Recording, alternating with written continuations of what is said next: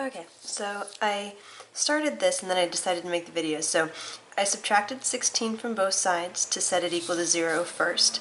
So whenever you see an equation, you want one side to be 0 before you start factoring.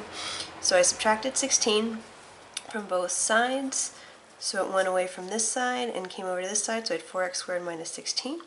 Then I'm ready to factor completely. I see a GCF of 4, so I pull out a 4 from each of these. I divide each of these by 4. I get x squared minus 4 there. I notice that there are two terms. So when there are two terms, I ask myself, is it a difference of squares? Ah, yes, those are both perfect squares. So then it factors into x plus 2 and x minus 2, because the perfect square of that is the x, the perfect square of that is the 2, and that's how it factors so that the middle terms go away. So now I've got it all nicely factored.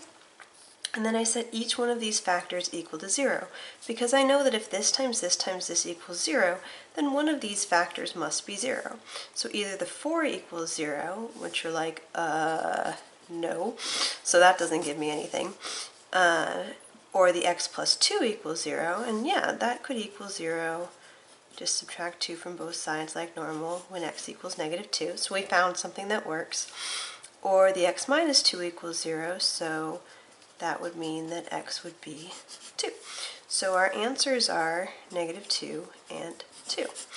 And you could plug those back in all the way to the original and see that they work. If I plug in a 2, I get 2 squared is 4. 4 times 4 is 16. Woohoo!